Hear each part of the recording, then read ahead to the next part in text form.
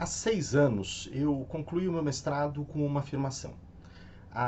O excesso de tutela da justiça eleitoral sobre o conteúdo da propaganda, tentando separar aquilo que é verdade daquilo que é mentira, infantiliza o eleitorado. Tira do eleitor um dever e um direito que é só seu de separar o joio do trigo na comunicação política. Mais do que isso, isolava o Brasil como um dos poucos países a tentar fazer esse tipo de controle. A minha preocupação principal ali era preservar a capacidade de escolha. Só ao eleitor ou à eleitora, individualmente ou como sociedade, é que deveria recair essa missão. Crianças e adolescentes são tutelados, adultos não. De lá para cá, o mundo foi abalado por uma revolução no campo da comunicação política. Uma não, duas na verdade, e não uma revolução de armas, mas uma revolução tecnológica. A primeira delas é o neuromarketing, e ela vem com um grande desenvolvimento de uma nova ciência, que é a neurociência, que é o estudo do cérebro e do seu funcionamento. O cérebro é um enigma que perdurou milênios para nós. Como compreender que um tecido gorduroso tem a capacidade, por meio de estímulos elétricos entre os neurônios, de produtos químicos que inundam determinadas áreas específicas, de gerar amor, ódio, raiva, esperança. Esse grande enigma ele começa a ser desvendado agora. Você não tem um cérebro, você é o cérebro. A parte de você que pensa eu sou é o cérebro. E esse desenvolvimento ele nasce com o surgimento de uma máquina da ressonância magnética funcional, que consegue mensurar o cérebro enquanto ele recebe estímulos. Quando eu alio essa tecnologia com outras de mensuração da condutividade elétrica da pele, da dilatação das pupilas, da velocidade e da intensidade da respiração, é possível saber exatamente quais estímulos ligaram áreas específicas de prazer do cérebro ou outras áreas do cérebro, gerando outras sensações dentro do corpo. Isso é um giro copérnico para a publicidade, para o marketing e para a publicidade política, para a publicidade eleitoral. Porque até então, o que existia eram as pesquisas qualitativas, os famosos focus groups. Eu reúno consumidores ou eleitores e tento descobrir, perguntando para eles, o que eles gostaram naquele produto, naquele candidato, por que eles estão dispostos a votar ou a comprar aquele produto. Mas tem um grande problema aí no meio, que é o nosso cérebro. A interferência do cérebro para tentar criar essas respostas, ela torna a técnica falha. Longe de ser essa máquina racional que o iluminismo nos ensinou a venerar, o cérebro ele é falho e profundamente mentiroso. Quando ele não sabe a resposta, ele inventa uma. Ele não pode admitir lacunas. E se, quando eu respondo, eu minto, ainda que sem saber, eu levo aquela campanha de marketing para o caminho errado, como as agências vêm trilhando desde os anos 50 do século passado. Mas a mensuração desses estímulos diretamente com a neurociência e com o neuromarketing permite pular essa etapa, tirar esse intrometido mentiroso aí do meio. E com isso, dá para saber, quando eu assisto aquele comercial, se o que me tocou foi a cor, a música, o tom de voz, e voilá, eu tenho uma publicidade feita, desenhada para agradar num nível subliminar, abaixo do nível da consciência. Isso é o neuromarketing.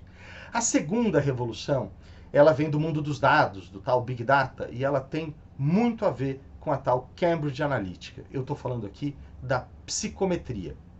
A psicometria, ela parte da ideia de uma quantidade gigantesca de dados que hoje está disponível no mundo da internet, dados sobre praticamente todas as pessoas, e diz com a capacidade de fazer com que esses dados sejam analisados conjuntamente com um enorme poder computacional e a partir daí divide as pessoas em grupos pequenos que pensam muito, muito parecido.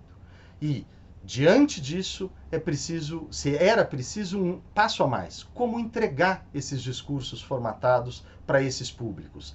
Isso vem com o impulsionamento pago nas redes sociais e com os programas de mensagem eletrônica como o WhatsApp. A ideia, vejam, não é nova.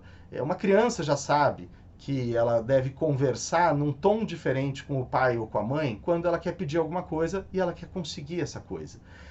Isso é intuitivo de nossa parte e também dos vendedores e dos políticos em geral. Se eu sou candidato a vereador e eu tenho uma proposta de ensino em tempo integral, por exemplo, eu sei que faz mais sentido eu distribuir meu panfleto na saída da escola.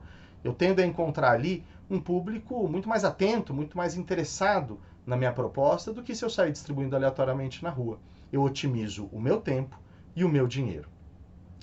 Vejam que a psicometria nada mais é do que isso numa escala até então inimaginável.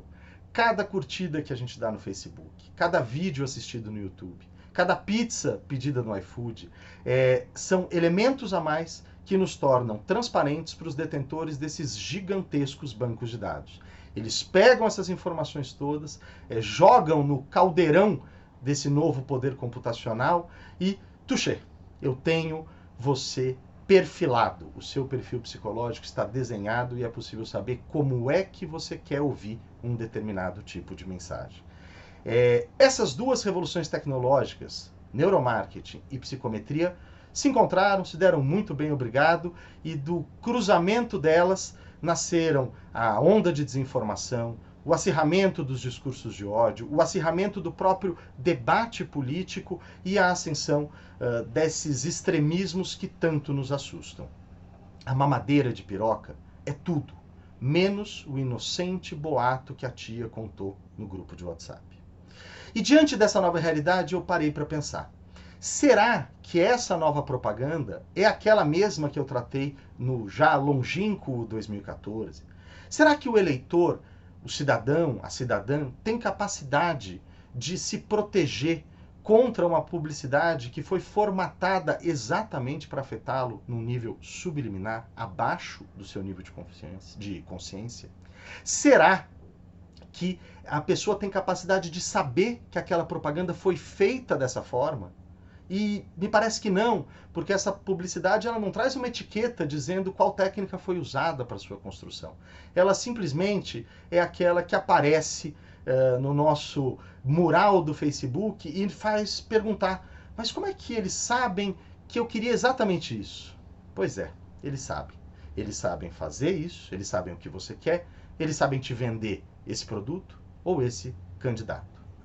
E eu percebi ali que o meu apego em 2014 não era propriamente com a regulação, mas era com a preservação da liberdade de escolha. E o que eu percebo é que essa propaganda, produzida com essas técnicas de neuromarketing e de psicometria, tolhe diretamente a liberdade do eleitor, da eleitora, de fazer as suas escolhas. É preciso admitir, nós estamos em perigo e nós precisamos de ajuda. Posso parecer um pouco alarmista ao tratar a questão dessa forma, mas acredito verdadeiramente que, enquanto sociedade, nós estamos em perigo. Nós não temos capacidade de nos proteger contra esse tipo de publicidade. O primeiro passo é sabermos que isso existe e sabermos como ela funciona e nos afeta. E foi isso que eu quis trazer aqui para vocês hoje. O segundo é nos juntarmos com os outros países, já que esse não é um problema local, ele é um problema global, para tentar construir uma regulação eficiente que impeça o uso dessas tecnologias. Assim como nós proibimos ao longo do tempo e paulatinamente estamos conseguindo abolir a publicidade infantil, aquela voltada às crianças que não têm capacidade de discernir, é preciso sermos duros e banir técnicas de construção de publicidade que querem tornar a arena pública, a arena política, num grande jardim da infância.